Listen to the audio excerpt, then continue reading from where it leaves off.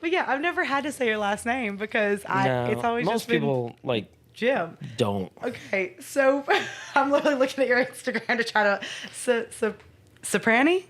Close. Cipriani for the Rani. How you doing? Cipriani. Cipriani. Okay, got it.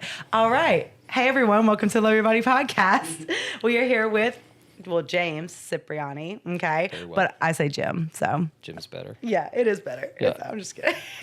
But yeah, we go way back, and you said you've been listening to the podcast, so you've seen all your friends come on, and I've seen a few. and yeah. So tell me or tell them a little bit about how we know each other, and yeah. All right, so I knew of you before I knew you, because that's just the Danny D brand. Oh, I love that. Girls' the work ethic is off the charts, so you're always out and about. So I knew who you were. So in these streets, when did you come to Next Level? I think it was I think it was like the beginning of 2019. Okay. Is when I want to say. And from afar, I would see you in the gym. Yeah, because we trained at Next Yep. Level, so a personal training studio. We trained together. I'm not sure I talked to you maybe for the first month or two because I'm slow to warm up to people like that. Oh, yeah. But, yeah, that's where we met. Yeah. I've been there for 8 years, and you were one of my favorite people ever to work in those four walls. Oh, that makes me feel so good. I love that. You still are like one of the people who, when me and the girls were like, in the LYB and we're talking, they're like, how's Jim doing? Or they may won't remember your name, but like, like the salt, pepper hair. Yeah. And I'm like, yes, Jim's good. And, I was talking about just, seeing all the stuff that you're doing and, content you're putting out and things like that. Constantly. And yes, which is great, as it should be. It's kind of cathartic for me to educate others. Yeah. Yeah. Well, I mean, you've been in the industry for... Longer than the industry's been around. Yeah. No. Well, tell us. Yeah, so I started 1994. Should I give you the origin story? Mm-hmm. I mean, it's. I always say personal training found me. I didn't find it. Yeah. So when I was done, I went to college for medical rehabilitation. My whole plan was to probably be a physical therapist, occupational therapist, athletic trainer, something along those lines. Somewhere along the line, though, before going to extended schooling, I kind of lost myself in like, I don't want to be in school. I don't know what I want to do in my life. Right. And I got a call from one of my brother's friends. Okay. I was always around in like the gym atmosphere. I mean, we'll get into that later, how that started. But so he said, my friends are opening a gym. Would you like to come? Would you like a job? Yeah. Like I was home from college now and I had no plan. I was like, sure. Yeah. So I started working in that gym, but it was kind of like everything. Sales, training, mopping, like it was all the things. But I got my feet wet doing that. It was like a health club. It wasn't my scene. I was competing in bodybuilding. Okay. I had competed in powerlifting. So there was a gym that had just opened up in Brookfield, Connecticut. Okay. I was working in Brewster, New York at the time, and I lived in a town called Danbury, Connecticut. So it was kind of like I lived in the middle of these two sections. Okay. But this powerhouse gym, it was hardcore, and it just opened up. So I started working out there, and I would work out at like 5:30 in the morning. I was working like a 2 to 11 shift at this Brewster Athletic Club. Okay. So one day, the owner of Powerhouse calls me, and he's like, hey, Jim, I have this member who's coming off shoulder surgery. He had trainers there, but no one he specifically trusted to come and work with this guy post-rehab. Right. So he knew my background, and he was like, you're here anyway. Do you want to pick up a client? Yeah. And I was like, yeah, sure. Like, he's like, I just want to make this member happy. He goes, you keep whatever money you want. Okay. Well, then I'm in there, I'm working out, and I'm training this one guy. People see me train this guy. One guy becomes two. Mm-hmm. 2 clients become 4. Yep. So that's how things kind of started. Okay. And in the beginning, it was like, I'm just doing it. Yeah. So in school, what was your degree? Like, So I switched. Okay. So medical rehabilitation is where it started. And then when I was kind of fumbling around. Yeah. I was getting good grades without trying to get good grades, but also not. What's that like? No.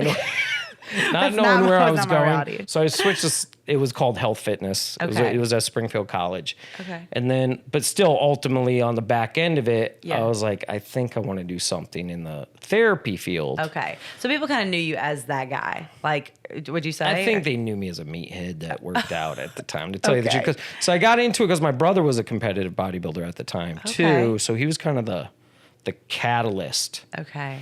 And he won't mind me saying this, but I watched him go from heavy addiction, like at a young age, of alcohol, and it was the era of like cocaine. Yeah. And that slow slide, I think there's that, like, it's fun at first, and then there's fun with problems, and then it just gets problematic. Yeah. I think he got to the point before it was totally problematic, and he checked himself in rehab. Okay. And I was like 12 at the time. And when he came out of rehab, he took that addictive, like, nature and put it into working out. Yeah. But now there was no fun with problems. It was just like a focused, purposeful, vision-driven life. Yeah. So I remembered my brother being this party guy and all the, like, some of the negatives that came with it. Right. And now I'm watching this other guy who's flourishing. I'm like, that looks way more appealing to me. And there's 9 years between us, so I'm like at a very young age being, I was impressionable. It was. And I didn't have, like, my father wasn't around as, like, much of a figure to kind of give me that mentoring, and my brother was it. So that kind of was the start. Is it just you and your brother? No, I'm the baby of 5. Oh, wow. So I have 2. It goes sister, brother, me. Okay. But he's the one I'm definitely close. He's my best friend, beside from my wife, of course. But my life, my brother is my best friend. And he is my ultimate, like, mentor and inspiration. And he's the oldest, or he's the middle? No, he's the fourth. Oh, okay. So there was a hard gap between.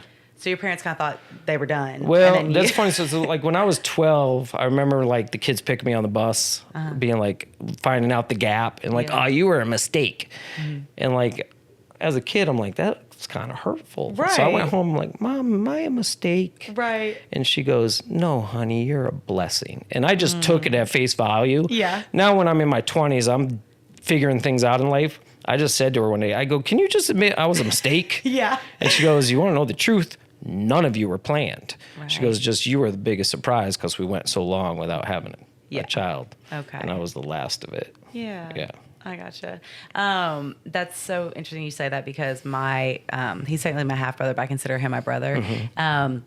We're 14 years apart. And we're so close. Tight, you know what I mean? Right. And but that's also because we live together. So my dad's siblings, they didn't live with us in the house. Okay. Because they lived with his ex-wife and their family. And so my brother was the only one that was there, and he kind of like helped raise me. Yeah. And so that's where we kind of have that connection and everything like that. Yeah, very similar. I get that. And but it's a special bond, and and it's a beautiful one for sure. So where is he located now? Everybody's in Connecticut. I was the only one. I'm the only one that fled the state. Like the whole cousins and everything are in that New York, Connecticut area. Okay. Yeah. I did want to ask, so because your dad, you said he wasn't really around? So my dad I can speak about him a little bit better than I could have 20 years ago because I'm looking at things a little bit differently. Yeah. I had a little bit of an animosity towards him because I was very tight with my mother. Okay. And I was not a fan of how he treated my mom and the marriage itself. Now, in hindsight, it just was a marriage that they should have parted. And it's no fault to either one of them. He didn't abandon me, per se. He always was, or any of the kids. Right. He always tried to be part of our lives, and he was very active in the grandkids. Not I don't have kids. Yeah. But my nieces and nephews. But him and my mom just didn't have a relationship that was meant to be, you know? Okay, but my mom was faithful to him for the end of her life. Like that was it. And but he was out about doing his thing, if you kind of know what I mean. And it was growing up with that. He wasn't around a lot, but that's where like sports and bodybuilding and stuff like that get into it with me too. Yeah.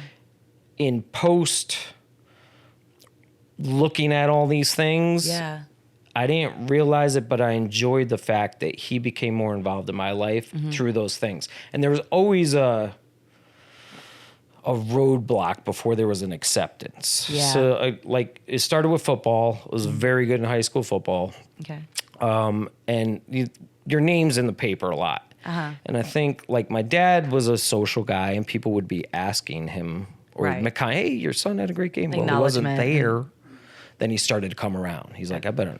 And he became very active in that. Yeah. And then when I started, this is kind of a funny story if you don't mind me telling it. So when I started personal training, and when I say it called me, I didn't go to it. Right. He was a major catalyst in that too. So I remember driving in the car with him one day, and I was probably doing it for a couple years. I was taking night classes too at that time because I was still thinking there might be forward therapy. Okay. Like that I was going to physical, occupational, whatever. And I remember him saying to me, when are you going to take your life seriously and start doing something real? And I remember in that moment, this rage is the only way. I was like, in my head, I'm like, you son of a bitch. Right. I'm like, what do you mean? I'm like, you've never even stepped foot in a gym. Yeah. Like, you don't know anything about this industry. What do you mean something real? Right. And we kind of got into it, and it was probably a throwaway conversation to him, but to me, it stuck. Yeah. And then he came to a couple bodybuilding shows that I did, and he saw the community that supported me. And then he was all in. And then when I decided that this is what I'm going to do, and that powerhouse gym, I ended up setting up my own business and subleasing space from the guy there. Nice. My dad's the one that financed that. Wow. Right up, so he was all in at that point. But before there was that, you always had to like show him. Always. You always, And when I got the acceptance, it felt great. But you got to remember too, I was still carrying that animosity towards him. Oh, 100%. So there was that. I was grateful, but I didn't show it. I was like, I always had this chip on my shoulder. Got a little tighter, like later in life, where I was a little less. Chip on the shoulder-ish. Well, and too, I'm sure that like after the years passed and you're still doing this, like you're in it, that he could see that validity and everything, which sometimes I feel like parents honestly like have to see, you know what I mean? Very much. And it's like, you think that it wouldn't be that way, you know what I mean? Because you kind of are, how you're raised is like, the sky's the limit, like dream big. But then when you like say something, it's like, maybe dream bigger, or like, or maybe like get something with a degree, or like, correct, So it is like a hard shift. Very different generation too. He knew what he knew. My mom supported whatever. Like she would have been the opposite. Yeah. Honestly, without both of them, I probably wouldn't have flourished in life. And my brother. Yeah. Because I had to see both sides. Well, why do you think your brother was so athletic and so all that? Because if your parents didn't really mimic that, where did he get that from? So my dad wasn't athletic. Like he was just grew up in because I think he was again, I'm going off stories. I've never seen it, but I think he was a pretty decent baseball player when he was younger. Okay. But my dad was the typical, like he was first generation from Italian immigrants, and he was like school, military, college, master's, job, family. It was like that was the line that they were just going to follow. Right. But he was always like an active guy as far as, because he was a teacher and a principal, but he was a manual labor guy too, underneath all that. So he was not shy of like hard work by any means.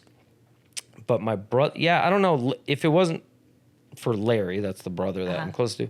The other three siblings weren't into sports or anything like that. I think maybe his generation, the friends he had, but my brother was super athletic. Okay. Like basketball he was very good at, football he was very good at. Like he was just one of those guys that could do anything he put his mind to. I love that. Yeah. That's awesome. Yeah. So with your so your parents now though, they're still together? They passed away. No, they passed away. Yeah. Okay. I'm sorry about that. Was it around like a time in your life, like had you already met your wife at this point? Like so for as far as what? Like when they passed away? My father was his health was sinking. Okay. I used to use this phrase, my dad didn't live long, he died long. You know what I mean? Because he was not healthy. Yeah. Which is another thing that fed into probably the lifestyle that I chose. Right. So it was like, okay, first he had open heart surgery. It was my freshman year of college. Okay. So I'm 19 then, so he would have been 59. Okay. And I don't know if he had good years after that, you know, and it was oxygen, then it was diabetes, and then it was just like one thing after the other. So when I started dating my wife, I remember saying to her, because you never know when you're going to bring around the parents, you know? Yeah. So I'm like, you might not meet my dad. Like, he's on the way out. But she did. She ended up, like, we got together for Christmas one night. She might have met him twice in the total time period. But it was pretty quick. He was gone by the time we were married. My mom was, well involved in our marriage, you know, like in a good way. Like good. My mom and her had a really great bond when my mom was alive. Yeah, she loved my wife. I love that. How did she pass? You know what I'm asking? So just old age. My mom was almost 90. She was another one that, like, when I look at life, I don't want to go out that way. Yeah. Because she did zero, like, exercise. Right. You know, there was none of that. And she did zero from, like, a healthy, like, eating. Like, she was at Burger King every day. Oh, wow. You know what I mean? Yeah. And she had better living through medicine kind of thing. But she was bedridden for a good last 5 years of her life. Oh, mentally there. Right. But physically. Sometimes I think that's worse because you're realizing. Yes. And there was a time there where she was just like, I'm ready to go. Yeah. You know, and it took a few months after that. But I've actually had some clients who've been in a similar situation and have said that. And that's why they have started, you know, or have been in their healthy lifestyle journey, because they've seen it firsthand. And they're like, there's absolutely no way. Like, that's not how I'm going to, you know. It was sad to watch, but when I say she was the greatest individual ever, I'm not just saying that because I'm her son. She was special. That's amazing. Yeah, very much. I love that.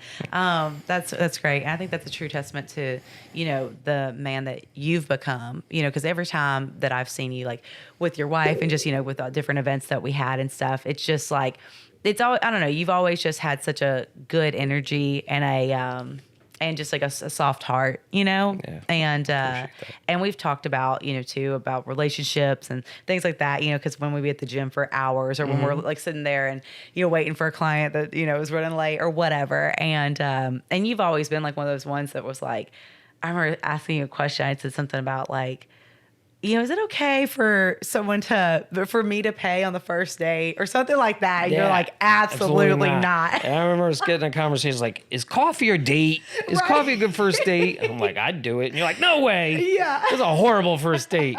I'm like, I don't want to invest that much in a person until I get to know them. Right. No, but it was always so plain, and it was great though. But it was a good perspective of just like a gentleman mindset. And so that was great. So I liked having that because, you know, besides Jarrell and them yelling their nonsense, you were always very level-headed about stuff. And I was like, yeah, so it's awesome. But so when you, because I want to get back to this, when you, like you said, your dad financed that space in that gym, how long were you there for? Till I came here. Was that, okay, that was the one. So that was so the timeline is I started training in 1994. Yeah. Well, back up. I started working at that Brewster Athletic Club, mopping floors, training, sales, all that, 1994. Okay. 1995, I start both places. Like, I pick up that one client. Yeah. I'm doing that for like 2 years. So now I'm working still that 2 to 11 shift. Yeah. I was working 14 days a week. Yeah. Yeah, I was just, and honestly, going back to it, when I look at it, there was an obsession about bodybuilding with me at that time. Yeah. And I just loved being in the gym. Yeah. I loved all the people there. Like, a day off was not a good day for me. Yeah. But I was also partying. So I would go out to like 2 a.m. and then go sleep on the futon at work and open the gym at 5 a.m. Wow. Like, I was burning too many candles. Yeah. But I was loving life. Well, and because you're driving, right? Because you're in the middle of the two places. So you're going all over. Yeah, it was like 15 minutes in both directions. Maybe more, 20 minutes to certain. And if you're going from one to the other, that can be a trip. Yeah. Which I do now. Yeah. Into Nashville every day. But so it was 1997. I remember giving my 2 weeks notice. Yeah. To Brewster Athletic Club, because I'm like, no, I'm going to do this thing full time in Brookfield. And I wasn't gone a month before the owner of that gym, like, she's like, can we have lunch? And she offered to like give me a salary job coming back. Oh. And it was, I think she might even offered like piece of the business. Okay. Like to some degree. But I was already mindset. It was great to know that I was appreciated. Yes. Because I feel like there was a couple years there, again, I was partying and doing 22-year-old stuff where I was like, I feel like they're going to fire me. Right. You know, like there were a couple times and I would do something like I remember one specifically. A guy was going into cardiac arrest and I virtually was on top of it. Yeah. And got him to the hospital to the point where they're calling me later for saving his life. Okay. But one of the guys that I work with, like, they were going to fire you that weekend. Oh, no way. Like, that saved you. I was like, what? You're like, Lord works in mysterious ways. He does. Yeah. Oh, my gosh. So, yeah, I was floundering through life, like, with no vision. I was just kind of, life was directing me. It was happening to you, yeah. Mm-hmm. Yeah, and I'm grateful for all of it, but it wasn't until like 1997. So you're talking 3 years of, you can do a lot of damage in 3 years, or a lot of, and I was luckily that nothing bad came of it. But 1997 is the year that it's full-fledged ahead. I'm going to make this my business and my life's work. I love that. So that was the first moment of you being like, okay, this is your business LLC, all that. And what did you call it? Cutting edge personal So it's been always been cutting edge. Okay, I didn't know because some people, you know, they swap around into like whatever. I kept the brand. I love that. See, that makes me so happy. I just like lit up because. What's that? Oh yeah, why? So. Honestly, I don't know. I like the way it sounded. Like there was this is stupid too. So there was this one training protocol that I was like utilizing at that time for it was called positions of flexion. Okay. And this guy, Steve Holman and Jonathan Lawson for Iron Man magazine. And it got big enough where they would do a series every month too in the magazine. But part of their like description were always like cutting edge, blah, blah, blah, blah, blah, blah, blah. And I just like that term. Okay. It was like putting you at the forefront of like where science is going to meet like modern day training. Yeah. So that's why it was position of flexion, always using that term and me putting it in front of personal training. I'm like, that sounds like a good business name. Yeah. So yeah. I love that. Mm-hmm. That's so cool. And the fact that you had that moment, because I definitely remember moments in my journey where I was at like a corporate gym, like how you're saying, and, you know, and I'm doing the 16 different jobs. I'm there for hours on end, you know, driving to and from and everything. And I just, you know, remember because my mom's like, you need to like have like a salary position, you know, that kind of thing. Yeah. And I did that for 6 months and I was just like, absolutely not. Like I said, I'm going to put it all out there and I'm just going to train, you know, let's see if anybody even wants to train with me. Yeah. And I had like one old man for 3 months and everybody like kind of laughed at me, kind of joked about it. Like, oh, you're doing great. But good job not getting, you know, salary coming in. You have at this, you know, at this point you're making 40% off of the, you know, the full total or whatever of a training and stuff. And it's just like, I remember that, but then I was like, okay, I'll continue to do group fitness and be present. Everybody's, you know, kind of in their face and I'll be out in the middle of the floor, like training him, showing them what I can do. And like, and at that point, then someone would be in a class like, hey, I keep getting injured in these classes. Like, can I work with you one-on-one? And like, that is how that grew. So I have like a love for group fitness because I genuinely, you know, move fit and I love all those things. But it was within that space that those, you know, women, those people were like, you know, people are throwing all these crazy moves at us and I'm just like getting hurt over and over again. I'm not seeing progress. And like, and they saw how I trained and how it was different. Yep. And then they were able to start, you know, training and everything like that. But it was one of those moments where you're like, man, if I would have just stayed, like every day of that 3 months, I was pretty much like, was this the right decision? Yeah. Like, was it? Until then ended up training all these people, full roster, feeling fulfilled. Sure. Everything like that. I have a question. Yeah, go ahead. I don't want to lose it. So I want to know if my memory's serving me right. Okay, yeah. So you started when in Next Level? What year did you say? I think it was 2019. When did the Nashville Fit Expo start? Not like the origin of it, the very first. The very first one was I want to say 2018 because my Find Your Fit Festival was 2017. Did you have a booth there? I did. So this is what I'm going to tell you. When you came in, that's how I knew you. Okay. And your is the only booth I remember from that weekend. Let's go. So it was like you and Clean Eats were the only two I walked out remembering. Yeah. So when you came to the gym, I'm like, I know exactly who this is. Okay. Because I remembered your booth. Yeah. I don't know what made it stand out. Must have been you. But yeah, it stuck in my head. Yeah, that's awesome. Yeah, that makes me feel really good because, I just started my business in 2017. Okay. So, excuse me, I graduated college 2015 from UT Knoxville. And then when I went to an internship, so I graduated in like May or whatever, and then worked at Bonnaroo, and then went to Vermont. And I was there up until 2016, and basically did a fitness internship there at a resort. Okay. Love that. Yeah. Love that vibe. I love the scheduling of it all. You know, it was just great. And like living like on the resort, in the resort and whatever, all that was fantastic. But then when I basically had a woman who's actually been on the podcast, Claire, and she's like, millionaire, amazing, everything like that. And she was just like, I love, like, you've changed my life. We got to get you a job when you go home. Cause I was worried about that. Cause I didn't know. I'm like, I'm coming back out. I don't even know what age I'm at this point, 20 something. And I'm like, what am I going to do? And so that called that mindset of like, I didn't really have that clear path. Even the fitness internship was like a stretch. You know what I mean? Like the fact that I got that, like, who does that anymore, or who offers that? And when I ended up, so she got me an interview with the CEO. He basically was like, and I had an interview in New Jersey at the North Atlantic Club. Okay. I don't even know if that was, whatever, but if it's, if that was a thing when you were there, but like 4 stories, like it makes Lifetime look like a joke. Mm-hmm. Okay. And I was like, I'll train here.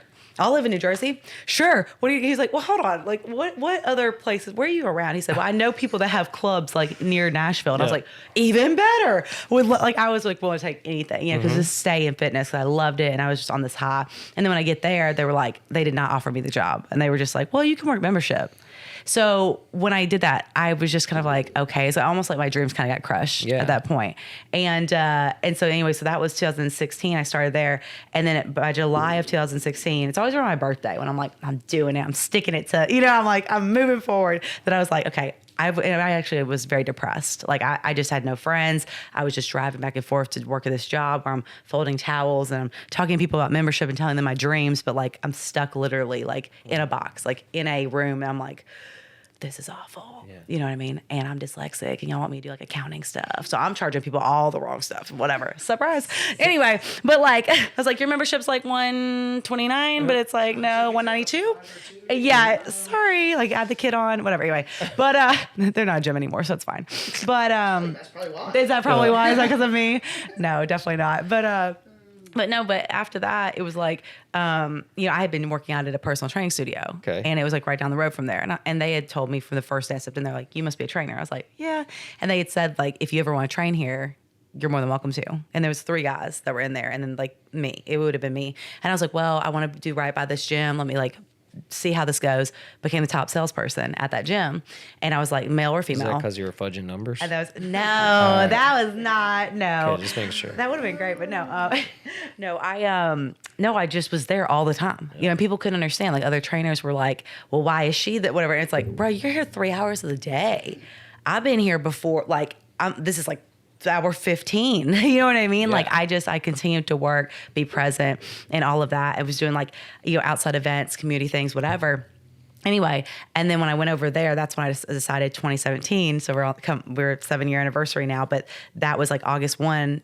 I went to California actually with this picture, behind me was taken and stuff. And I went to see my mentor, so another mentor of mine, and she's who I got my certifications through AAAI back in the day. And so I was like assistant to her, and she was like, come out to California, just like, and to regroup before you start your business and stuff. So I did that, and it was one of the most beautiful times. Like we went to the Gold's Gym in Venice. Yeah, you're wearing an Arnold shirt right now for everybody watching. And I know you're like obsessed like I am, but you're very obsessed. And which is great though. And we'll talk about that here in a little bit. Okay. But that was such a beautiful moment. And that's why I wanted it painted behind me, because I always thought that I would end up in California. Mm-hmm, like me too. Right? Like it just I wish it just didn't suck so bad, Yeah, like no doubt. I'm glad I didn't end up there now, right. but But like that was always the dream. And like how when I would ride my bike, like we rode from Hermosa Beach to Santa Monica Pier. And like, you know, that might sound like a lot for y'all listening, but like for me, like that was a lot.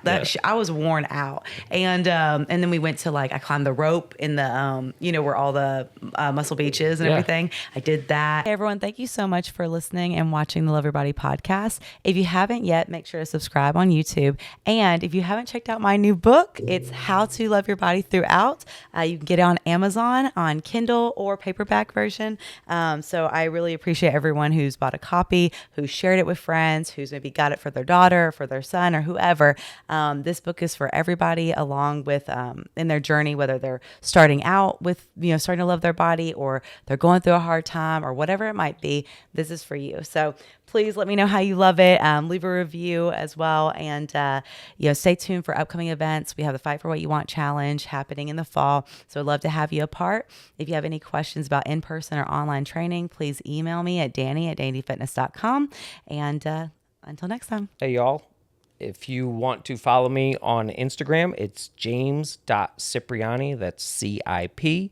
If you're looking for pretty pictures, I'm not the one to follow. If you want to learn, hit me up and check out Dani's book.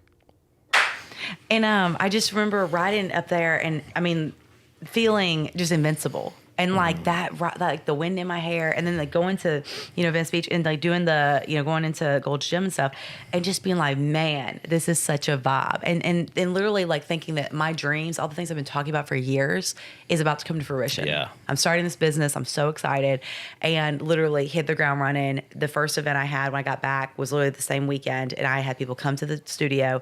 I had my bands, I had my shirts, everything ready. And it was incredible. You know, it was just this moment. And so talk to us about, you know, you said that you had thought about California too and everything. Was it still that kind of vibe of like? Yeah. So that original client that I picked up in that morning at Powerhouse Gym, he's my client to this day. He's an online client now. Okay. Yeah, but we're still to this day. He's 70 years old, but he's still killing it. Wow. But he was the type of guy who was like, I'm going on a business trip. I want to train. He goes, what is it going to cost to bring you with me? Like, he was one of those guys. Yes. So we would go. That's how it started. So that was my friend. We would go twice a year, every year, and it was always Santa Monica area and one other city. Whether it was San Diego or San Francisco, we'd always make a trip of it. Okay. But that was always part of it. And you know, just growing up in the era of, like, Arnold's a little before me, but the folklore of Arnold was very much alive. Like when I got into bodybuilding, it was considered the Lee Haney area. Okay, gotcha. Which was good. Yes. And I'm coming in on the back end of that right before the Dorian Yates era. But like this is where bodybuilding is peaking in popularity in the country. And Venice was it. Yeah. So I would go into that Gold's there was not a day I would, like, you would see countless bodybuilders, actors, athletes. Like I would walk in, Kobe Bryant would be on the pull down. Dennis Hopper and Ray Liotta are like doing cable crossover. Yeah. Way. And then you'd have like, there's bodybuilders' names I'm going to throw out there that people won't know, but it was like Aaron Baker and it was the Barbarian Brothers. And it was just constantly, and the vibe was just so good. I want to live out here is all I thought. Yeah. And at that time it was like right in this little triangle of, I couldn't tell you, it was maybe a mile radius between the Gold's Venice, Powerhouse Gym, which was like, I don't know, it was across the street somewhere, and then World Gym. And World Gym was where Arnold was at that time. And if you went to park, there was a spot for Arnold's Hummer, his Humvee. It said A. Schwarzenegger. Oh my! We weren't allowed to park in that spot. Ironically, World Gym had the worst energy of the three at that time. It was just kind of dead. Yeah. Venice was always hopping. Yeah. Powerhouse was like kind of new feeling, and it had good energy too. Okay. So I actually went and interviewed with a guy at Powerhouse while I was there. Okay. Then I went back home, and things just never went to fruition. I went business as usual. Yeah. I didn't think I knew how to pursue things yet either. Okay. Yeah. But it was in my mind, and the other part of me was like, I'm going to make it in bodybuilding. Not professional. Okay. Because that era, give you a little history here. Yes, yeah. So that, you know who Vince McMahon is. Mm-hmm. So I want to say it was 1990, Vince McMahon starts a bodybuilding organization called the WBF. Okay. Not too long after that, Vince McMahon gets brought up on federal charges for distributing steroids to his wrestlers. I see. Yes. Now, steroids is a huge light over him, wrestling. He now has a bodybuilding organization, bodybuilding in general. Oh, okay. Next year, he only had 2 events. Okay. The second year, he drug tested it. Everyone was going to be, his wrestlers were going to become drug free, his bodybuilders. ESPN, I think, had a thing then where it was like, okay, if we're going to show events, there had to be drug testing. The IFBB followed suit. So there's right around that time period. It didn't last more than maybe 3 years, 4 tops, where the IFBB went drug free. Yeah. Coming out of that, there was a market for drug free bodybuilding. Okay. So IFBB went business as usual. Yeah. Vince McMahon's done, but there's this market that Twin Lab at the time was a big supplement company. They owned Muscular Development, I think was the name of the magazine, which is still around, but it's totally opposite than what it was. Yeah. And the AAU, who is a governing body of all sports, it is had bodybuilding under it all those years. And then ANBC was another organization. There were a couple others. Okay. ANBC might have become OCB. I don't know that. Oh, okay, okay. So, and there was a thing called Team Universe that was drug-free bodybuilding that you had to qualify for, compete, and then you would represent the United States. Right. That was my dream right there. Okay. Like you're getting magazines, you're getting supplement contracts. Yeah. There's this pinnacle. The Mr. Universe was under the AAU. Okay. There's a couple Mr. Universes, but AAU had one. They had a Mr. America. Okay. That was my dream. Yeah. So I'm coming up during that period. Mm-hmm. That's where my obsession is and my inspiration. Where it gets killed, AAU drops bodybuilding. Somewhere down the line. Okay. You're talking AAU, like AAU basketball? AAU's governing body of more than basketball, all those sports. I've literally only ever heard of AAU basketball. Yeah. So Amateur Athletic Union, I think it stands for something like that. Okay. So it got to the point where I don't know if drug testing was too hard or people were beating it too much. They were like, we're getting out of the sport, and they dropped it. And when that was done, I kind of, and it was also on a slide now. Like there was audience, and it wasn't enough audience to keep the supplement contracts coming in. Right. So that part of the inspiration fell apart, and I think I competed one more time after that, and that was it. So is that early 2000s? Late 90s. Late 90s. So into the early 2000s, because the last time I competed was 2003. It's so interesting because, now, like, the OCB is, like, really coming at people hard about all the deaths and everything with the steroid usage stuff. It's almost like how everything's circular? Yeah. And it always comes back to fruition, through that. And it's just wild because they're really pushing a play on everything. And then now they're having the natural NPC show coming up. And and that was the one I was going to do. Yeah. Not doing it anymore. But which is good though. And it's what's supposed to happen. But it's kind of like, yes, in that moment of that defining moment, you're like, that's your dreams kind of. Yeah. And the other thing that was kind of fizzled out too was my desire for validation. Yeah. You know what I mean? Yes. So a lot of like my competing, like had this insecurity masked in like confidence is the only way I would describe it. Yeah. But lifting, sports, all that kind of gave me attention.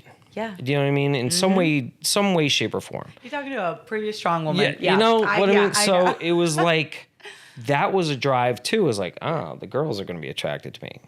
Got more attention from guys who wanted to get jacked than girls, but still, like, there was that aspect of it. And then when I got comfortable with me and didn't need that validation anymore, and then that kind of coincided at the same time with like that trickle down of like natural bodybuilding buzz. it was all this like perfect like mushroom cloud of like, go be you. Yeah. You know?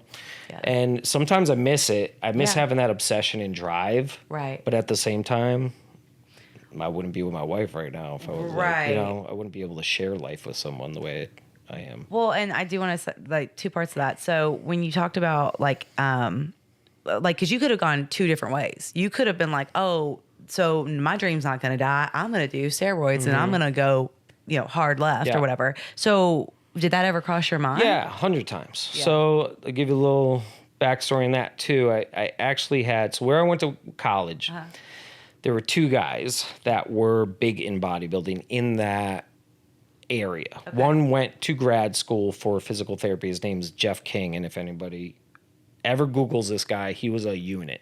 Okay. So he was NABA Mr. Universe. Like if you ever saw, like for the day, he was just jacked. Yeah. Neck, everything. It was jacked. But, and I remember my brother having his picture on the wall, and now this guy's at my college. Right. He's off at this point, still looks good. Yeah. But it was very inspirational to have that around. Yeah. Now, the gym I start working out there is, I think it was a Gold's. This guy, Matt Dufresne. Yeah, that's him. He's a unit, right?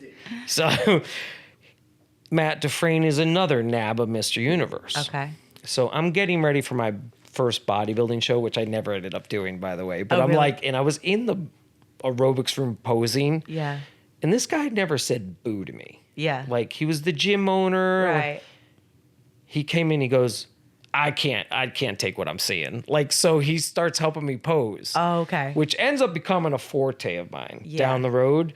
But we developed a relationship, and I remember saying to him, I'm thinking about going on. And I think I was like 19, 20 at this time. He goes, why?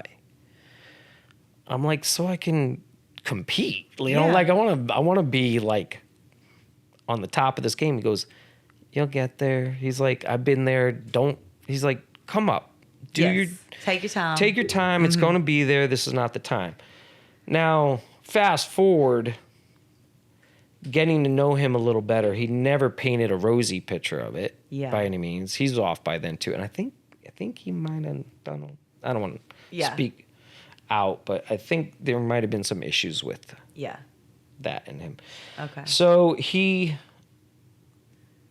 deterred me from it, but also it wasn't just him. It was like a lot of people started to put this in society, put a fear of it in him. Right. Yeah. Like, I'll tell you the one thing that kept me off.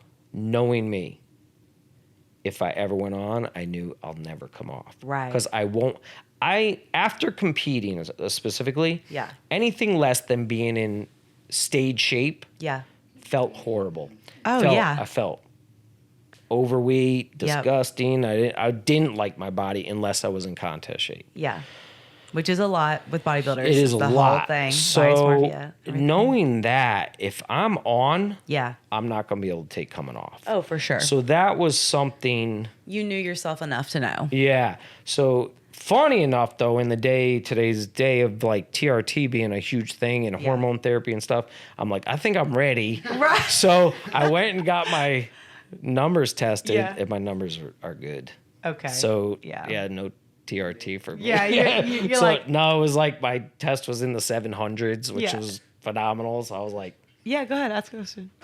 I have a few, but I'll just... There's a couple of deep ones I'll try to come back to later. But I was just thinking about football. Yeah. Because I played football, and I'm thinking that ends at some point. How did that end for you? Yeah, so that was actually how another catalyst into weightlifting. So I went to Springfield College. I played football for 3 weeks. Tore my hamstring. Oh, okay. And I went through like a rehab. And you have been having trouble with your hamstring. I saw you posted something recently. It's forever. Yeah. Like, and it led into like lower back problems down the road too, which it was this cascade of things. So the hamstring, and their athletic trainers there that they had working on me were just grad students. They weren't, and it was like this rehab period, and then I went back out and it pulled again. And to tell you the truth, that the football at like college level was it's different. Yeah. And I was kind of checked out on the enjoyment of it. Right. So I'm like, I think I'm done. Yeah. So, but I can still lift at this time period, and I'm in the gym at Springfield College, and there was a weightlifting club, like, and the guys that were the head of it came up to me and like, hey, aren't you on a football team? I was like, oh, was. Right. And they go, you're a pretty good lifter. You ever think about doing some powerlifting? Okay. And I was like, no, but I want friends, you know? Right, so yeah, I want a community. I started powerlifting at that time period, and that kind of was what got me really springboarded into, because before I was just lifting for football. Right. You know, it wasn't well, like the knowledge back then and the resources, there was no internet. You know, so you had to know where to seek out resources, and there wasn't a lot out there if you didn't have like someone to lead you that way. Yeah. So powerlifting ultimately was what screwed up my back too, because that imbalance I have with that torn hamstring. You know, now I'm deadlifting and squatting, and you have that bilateral force, but it's uneven over time. So I'm starting that in like 1991. By 2001. There was a moment where I got out of bed and just went to the floor. So what exactly? So there was a bulge in my disc. I was like, that sounds like familiar. and then once it just starts hitting those nerves, man. So I went out. This was like during that time period. I'm heavily into bodybuilding at this time, and I'm going out to Denver a couple times a year. I got in with these guys. That AST Sports Science is the name of the supplement. I don't even think they're around anymore. I think they kind of folded in the last few years.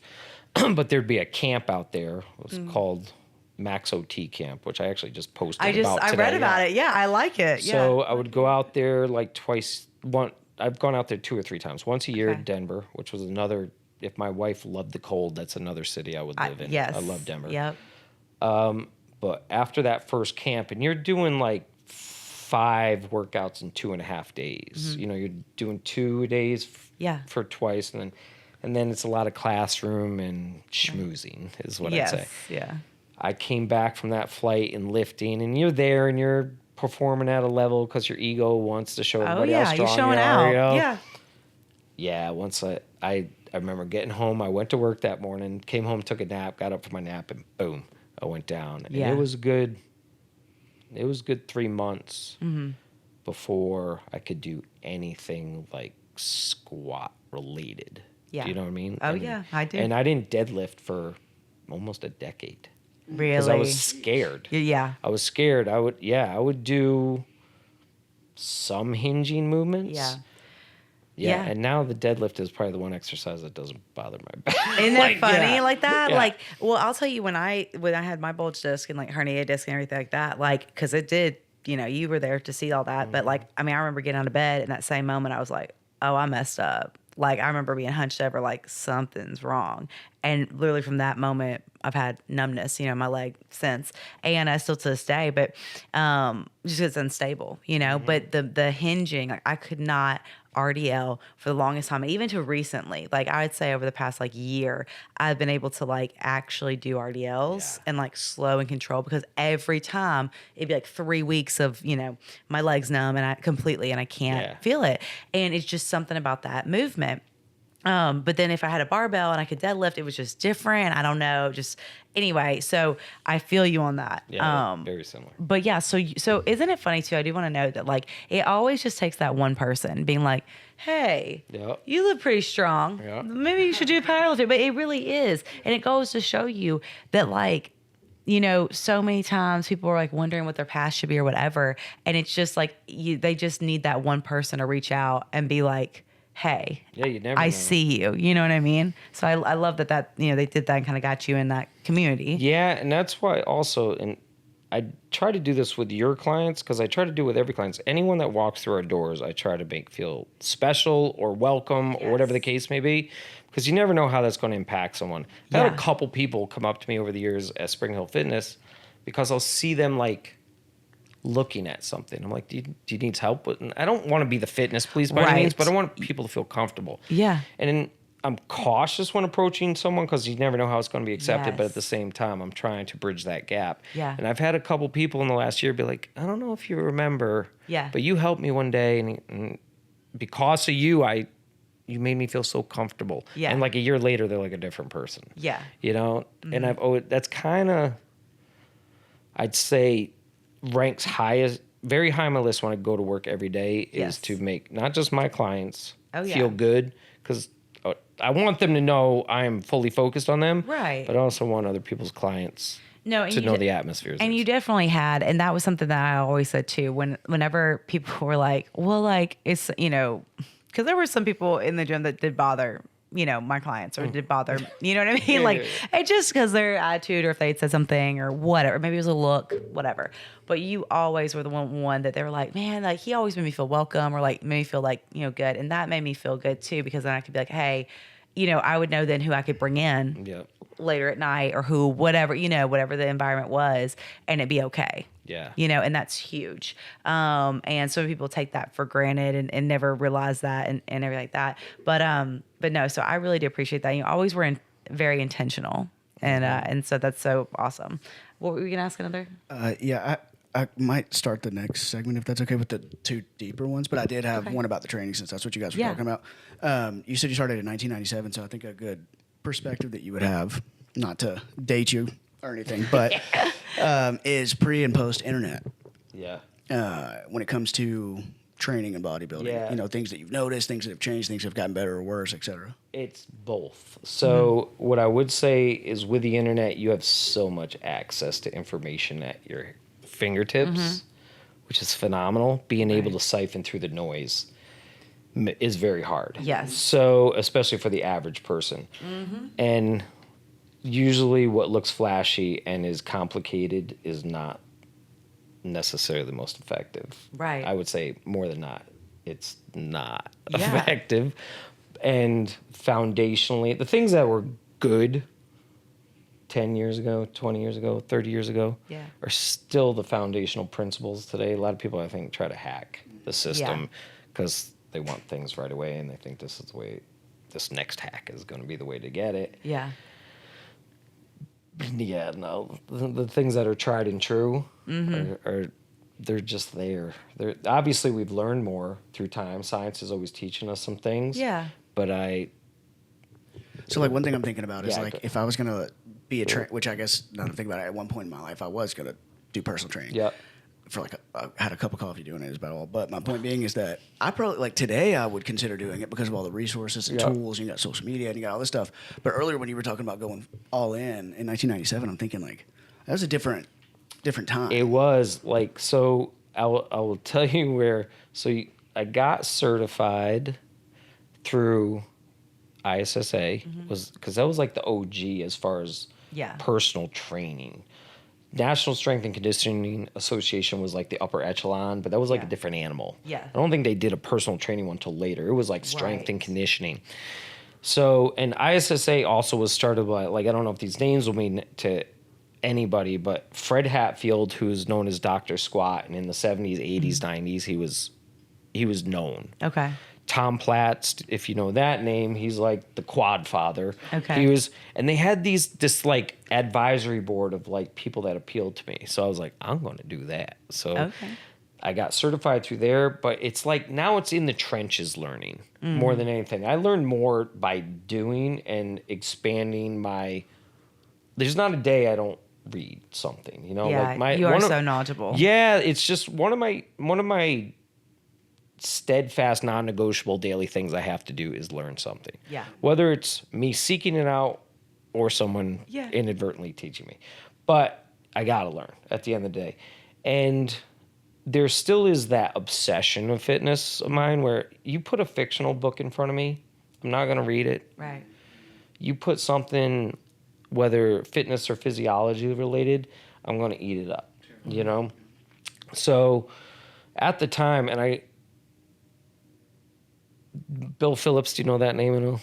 So he's another one that was like a catalyst for expanding like my eyes to certain things in the industry that weren't necessarily talked about at the time. Okay. He started Muscle Media 2000 was the name of the magazine. Okay. Metrics you've heard of. Okay, so he helped bring that to market. Gotcha. Creatine monohydrate is on market because of him specifically, because then he left Metrics, started his own company called EAS, and they brought a product called Phosphagen to the market, which was like the first creatine monohydrate on market. But his magazine was super like eye-opening on certain things. Because before then, it was just like what you were getting from bodybuilders, specifically Muscle Fitness, Flex Magazine. There wasn't much out. Tailored to them. Go to the library, maybe find some physiology books. Right. But his whole thing was there's an avenue that people are not willing to touch that third rail. Let's talk about it, and then. Obviously, it's a steroid rail. Yeah. So he started talking about that more often, but then that led into drug-free training. Right. It's a different element. And that's what led me down like a certain road. And now it's just trial and error and trying different things. And then I had people that were my guinea. Like I had a world of research because of my clientele, my own experience, and whatever I was absorbing. Well, and you were you're training like healthy lifestyle clients, or was it like you had bodybuilding clients? Nah, it was most of the people that were going to come through the doors were going to be healthy lifestyle. Okay. For the most part. Body transformation, really. Yes. No one back then, if people were coming to the gym, it's like they wanted to look different. Right. I wasn't smart enough or experienced enough to push the feel different aspect to it. Like one will lead to the other. I was focused on the result with them rather than focused on the behaviors and let's get you feeling good. Yeah. That's going to come as long as we do all this stuff here. But these are the things we can control. You can't control the result. Yeah. You can control your actions. Yeah. Let's focus on those. That's where we're going to put our energy. And at the end of the day, you tick those off, you feel successful. Right. Because the goal is so far away. A lot of people are like, their instant gratification. Yeah. That seems, so far away. Yeah, it's like, I'm going to screw around today. I can always pick up tomorrow. And you just keep pushing that goal away. Yeah. So it was most of the money was always going to be being able to bring the general health market into it. Right. I'm not going to lie. I did a lot of competitive bodybuilding people or just people that want to get into bodybuilding. I did not have a good experience with competitive because it's exhausting. Yeah. Because it's not just the session. No. It's talking them off ledges when there's questions. There's constant. It's just 24/7 with these people. Yeah. And at the end of the day, I was like, I'm not obsessed with the sport anymore. Yeah. It's so, and this, I'm going back when I was like in the heart of it. I'm so far removed from it now, I wouldn't even know where to begin. Yeah. But the juice wasn't worth the squeeze and was making me like, I'm so invested in my individuals. Yes. Like I take on all their energy and their feel feelings. that, yeah. Yeah. So it would exhaust me. It kind of bring me down. And I'm like, I want to enjoy my work. Right. And it wasn't enabling me to be my best for my people. Yeah. So that is where I kind of, I stepped away from any competitive training. So what year did you come to Nashville and why? Okay. So I came here, let's see, I visited in 2015 in October. We were coming down to Knoxville for my wife lived in Knoxville for I think 8 years ago. Okay, wait. So Knoxville in 2015. Yeah. So my wife lived there. We were coming down. Her 3 best friends lived there. Coming down for one of her friend's daughter's weddings. Okay. Now I'd never been to Tennessee. Yeah. Like, let's make a week of it. We go to Nashville first. Go to a music festival. Yep. And while I'm here, this is going to sound not Jimmy-like saying, because I don't say things like this. My soul felt like it belonged here. Oh, yeah. I love that. I was just like, there's something I love about Nashville, Tennessee specifically. Yeah. So as we were leaving the trip, I said to my wife, I could live here. Never thought an ounce of leaving my family, leaving where I grew up, what I knew. I was content in life. Content's the worst thing for me. Yeah. We went back, life as usual. Yeah. My wife works for Marriott, and she was always, at that time, she was in Norwalk, Connecticut. She was the GM of a Courtyard brand hotel there. Okay. And she wanted to become an area director specifically. Nice. Now, part of what they told her to advance was you need to be on a bigger like a more visible property. Okay. Something in a bigger market, I guess. Okay. And so she was constantly looking around. And there were a couple that came up. Yeah. And she was like, and they were like, but you would probably have to relocate. And she's like, we're not relocating. Mm-hmm. Well, I came home from work one day, and you know the hours we put in. Yeah. And you know how it like we pour a lot of our energy. So at the end of the day, it's like you're done talking. Done talking. Yeah. So we lived in a split level ranch. Mm-hmm. I come in the front door. She's standing at the top of the stairs, which is odd. Okay. I go, what's wrong? She goes, we have to talk. Oh, man. I go, okay. She goes, I got a job offer. Mm-hmm. I'm like, great. She goes, means we'll have to relocate. Yeah. And I was like, I don't want to stymie her career. Yeah. I'm content too. I'm like, I could change, I guess. Right. I'll do it for her. Thinking sacrifice. Right. I go, where? She goes, Nashville. She said, now this is how she describes it.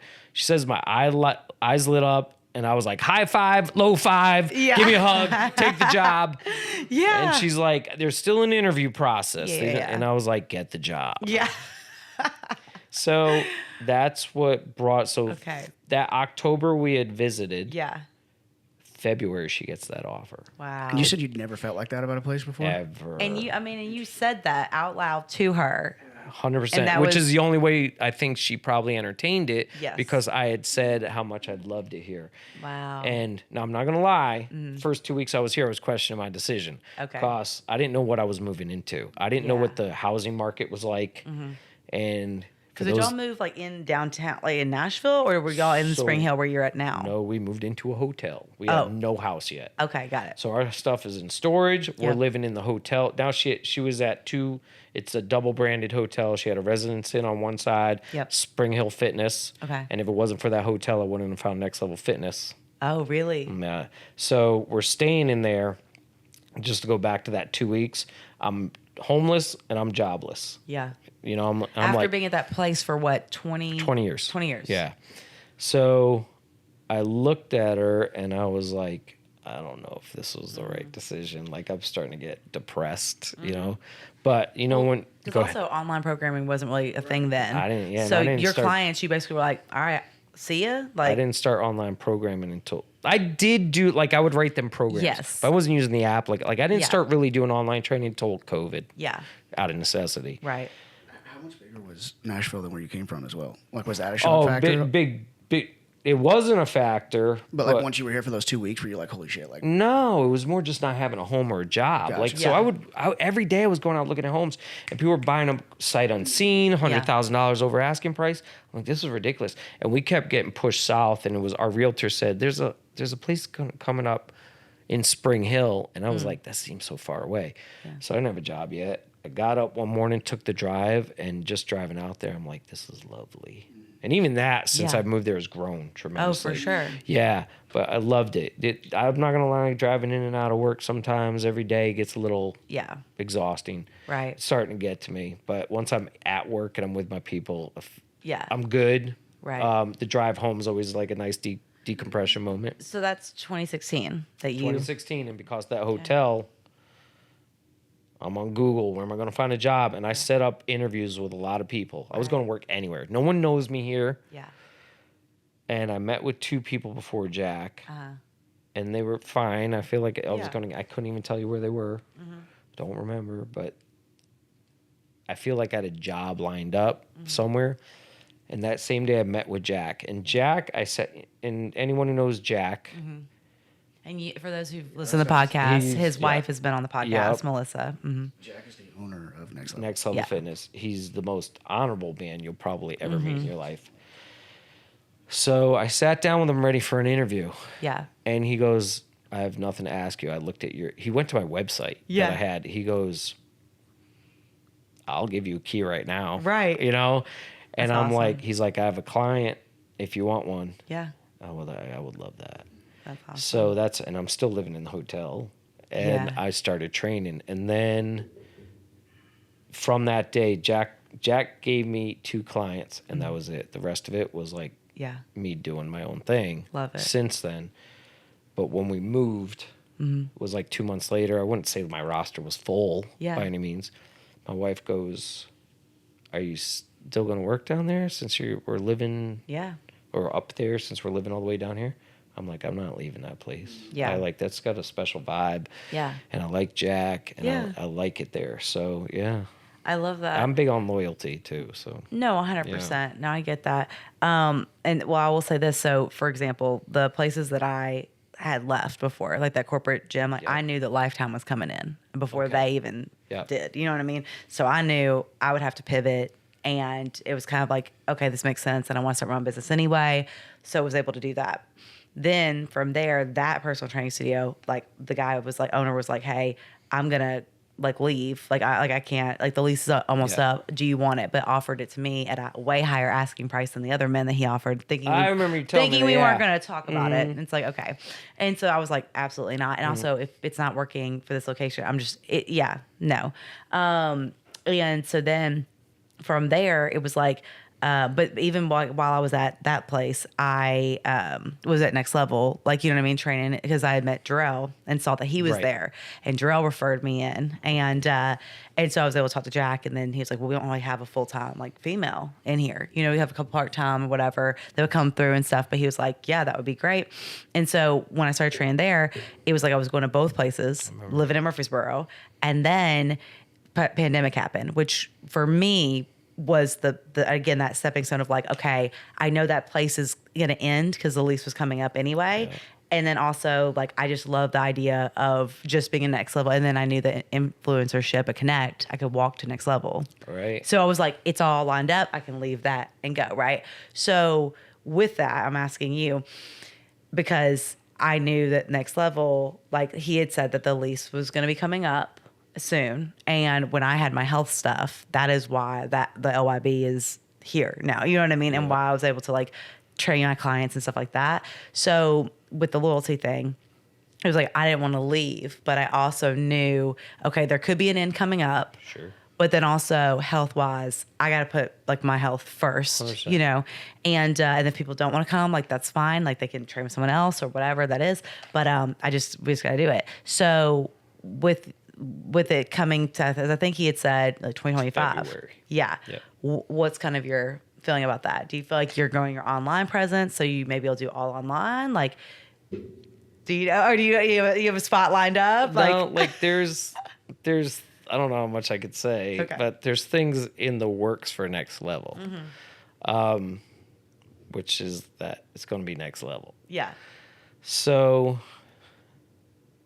my plan is to ride with him. Okay. Now, I don't rule out doing my own thing ever. I'm in this funky wave of when do I age out of this job? Yeah, because I wanted to ask you, because you and me are both very similar. And we've, like I said, we've had a lot of parallels, I feel like, on our journey. And we both had that mindset. Like, how you talked about, like, that's why, like, I wasn't going to do steroids, because I knew even with strongman, I was like, if I really want to go be competitive, I would have to do that. And so I knew that was going to phase out. Like, and then I got injured, and it just kind of catalysted all that, right? But it was because that's my mindset. I gave 100, and you saw with, like, the bodybuilding, gave 150%. Was up in Next Level at 3:30 in the morning just to get my workout in, just to get my food. Never had any of Mel's little treats that she brought in. Like, you know, like I was like on it. But so much to the fact that ended up breaking myself down, autoimmune disorder now, blurred, whatever. And so it's one of those things where it's like, I will push that extreme. Sure. And so, I know that, you know, that's how it sounds like you have the same kind of all in. So like mindset. Yeah. So did you expect, back when we were talking about all these years before, did you see something for yourself? Like, were you like, I am going to get to, that is where I want my business to be? And then, or were you just like, I'm just like having fun, enjoying this, riding it out? Like, what was that like? Both. So in the beginning, I was just riding it out. My vision was I wanted to be in magazines as like, sponsored athlete. I wanted to be one of the best drug-free bodybuilders in the country. Yeah. That was like my goal. I don't know. Like, it's one of those things, like, I have visions of what I want my business to run like and how I want it to affect people. I don't necessarily have this financial thing or this net worth aspect that I think of. I got in this for two reasons. My passion for fitness and my desire to help others. And those are still my driving forces. And that, again, they're behavior things that go into that. Right. Financially was never a driving factor. And I think as long as I stayed true to that, the finances always took care of themselves. Right, yes. It was always there. When I say I think about aging out, and yes, I am an all-in person, but I've learned I work really good at sprinting and resting because I am all in. Right. So I do go hard Yep. for short bursts, and then I shut it down. Yeah. Now, with online training, it doesn't allow me to do that all the time because it's like, go hard. Okay, shutdown period. This is when I do all my online programming. Yeah, exactly. So I've even capped that. Like, there was a time where I was like, I want 50 online clients. Right. Well, then it's like every hour of my weekend, someone's programming I'm having to deal with. Yes. I have a wife that I want to spend time with. Yeah. I want to chill and just do my own stuff. I want to have some fun. Yeah. So I was like, just like I cap how many people I'll take in person, I had to cap how many I do online. Yep, which is smart. But when I say age out, I'm talking about, is there going to get a period of time where the bulk of society, the masses, will look at me and be like, I don't want to work out with that guy because he's too old. Do you know what I mean? I do. So I don't, and sometimes I tell myself this, I'm like, you're just saying that in your head. There's always going to be a market. Right. But I'm also like a realist where I'm like, I'm 52 in 2 days. Wow. I have many years ahead of me. Yes. But now I'm at that point where I'm starting to think, all right, 5 years down the road, 8 years down the road, what am I doing? Right. So here's the thing I will say about that. One, you don't even look. I always forget your age, and I felt like it was going to get brought up, but like I would never think that you're like that. But again, that's because you're so healthy, and you've you exude this energy and this about you, and I love it. So, but I think that where you're at right now is where, like, I've even put myself in of like looking at it like, when I'm that age, what do I want it to look like, right? And that future tripping, like me and Nikki talked about that on the podcast before, and said that like sometimes that's when you get to that depression or that like, and that's where I got to for a moment, because it's like you have these dreams, and I had to sit there and I had to pray about it, and I had to sit with it because, like, I know that God will take care of me, and He's guided me in every aspect so far. And like, same with you, how things just kind of happened. That wasn't like they just happened. Like He, did that, right? Yeah, there's an ultimate plan. Yeah. And so it's like with all of it. And so it's almost like, why worry about it now? Like, is how I've asked myself, right? Yeah. When, so I feel like we do that where we put these pressures on ourselves, we start worrying about it more when we get to like a certain age, or when we're like, well, what if I want to have kids, or what if I want to like, whatever. And then I was like, just stop. Like you are at so much peace right now. And like, if you trust in Him, He will show you the way. Yeah. And right. I get that, yeah. But it's a hard line, because you're like, but I still need to like plan for the future. I still like, or I need to like make smart decisions or things like that. And so I definitely get that. And I think a lot of us are going to be at that spot, right? Where it's like, there's so much to it of, will there be a market or whatever? But the thing that with you, that I will say this, because I've been listening to other podcasts too, as long as you're always learning and adapting and your language is changing, things like that, like with the times, right? I don't think you would age yourself. Do you know what I'm saying? Like how you're projecting that? Yeah. Because I've never felt like that. Because I listen to some people that are older when they talk about stuff, and I'm like, oh, that you can definitely tell. You know what I mean? Yeah. Like the Instagram, you know what I mean? Or like whatever they do, and stuff. And you're like, oh, like if it's almost like that. So I never have gotten that from you. And because I've seen some, you know what I mean, in my time. And like, I'm like, or they just don't adapt. But I think because you said you're always learning, that is only going to be for your benefit. Yeah. No, I thank you. Yeah. I hope to be that to be true. Yeah. The one thing I don't ever want to happen to, and I have these ebbs and flows of it, is I don't ever want to not enjoy what I'm doing. Right. And there's times that, and it's never when I'm with a client per se, but it's encased around me. It's all the other stuff. Yeah. And there's some clients that feed your energy. Some are going to drain the hell out of you, and some are going to drain a lot. Right. I'm very grateful right now. Like, my roster is full of people that feed me. Yeah. I can't say that's all the time. No. And there's been a couple clients in the last, it makes, and like I said, I invest all of me, and I'll take all your energy on. Yes. I don't want to. Right. It's just what I do. Yep.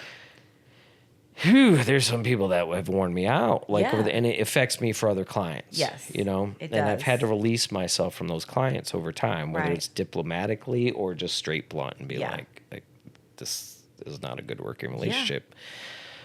I don't ever want to just do it. I always want to enjoy it. Right. You know. So, I mean, when you were looking at with the business and stuff like that, I mean, what really could someone look, because I have people who are other trainers that listen to this podcast and people who are, think they want to get into fitness and stuff like that. Like, what would you tell them? Because it's like, what do you do when you get to a certain age? You know what I'm saying? Like, do you want, dream scennario? Would it be that you have someone working under you for cutting edge? Would it be you own your own gym? What would you want? No, because again, go back to the enjoyment factor. I got to be working with people. Mm-hmm. That's where my enjoyment is. It's me connecting with individuals and watching. I don't like people that have had true fitness experiences that transform their lives. Yes. They get it. I know some people are like, that sounds just like gibberish. Right. I don't understand that synergistic aspect of the energy you get, the confidence, all the habits you start forming mentally, how it makes you stronger. Yeah. It affects your energy and positivity all the way through.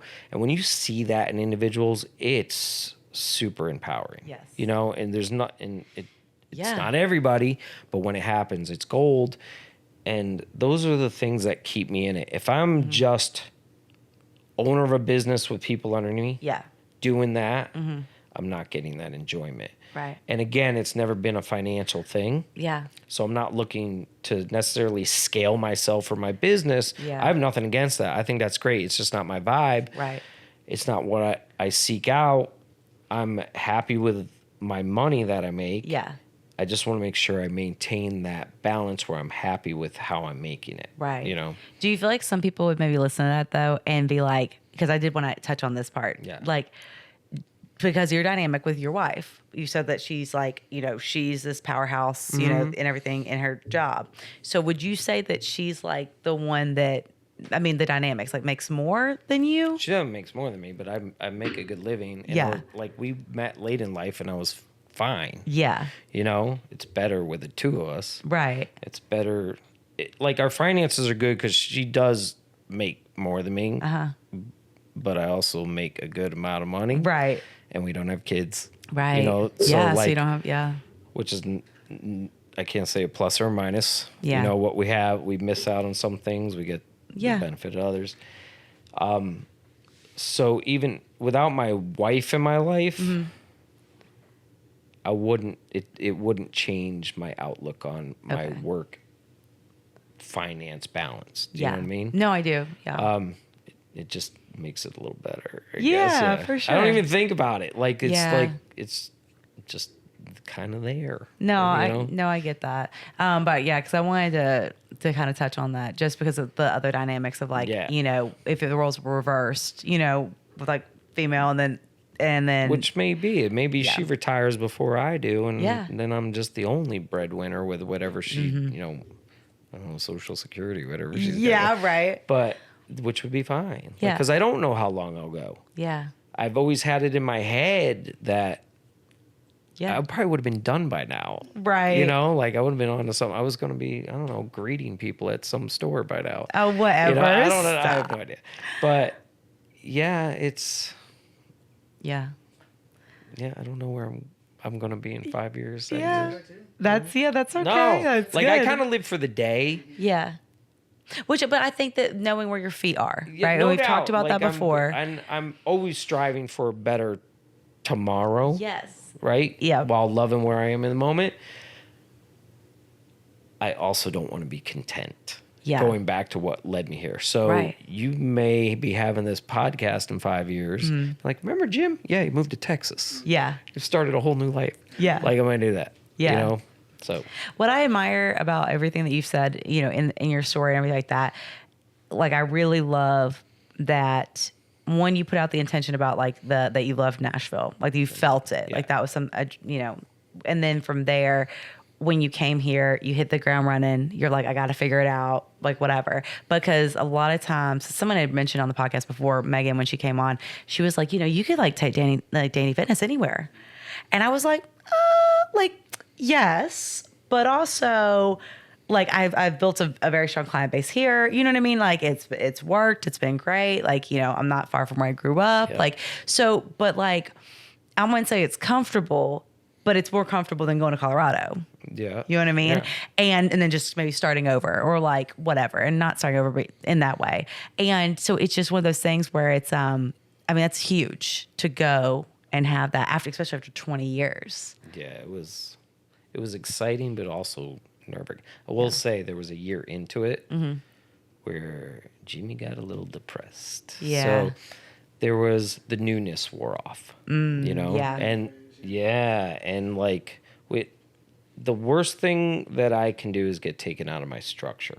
Yes. Because then that's when anxieties and depression start coming. Yeah. I have to live a very structured life. I can bend, yes, but don't bend me too far for too long. Yep. So we went to Italy for 3 weeks. Sounds like a fantastic thing, right? Was.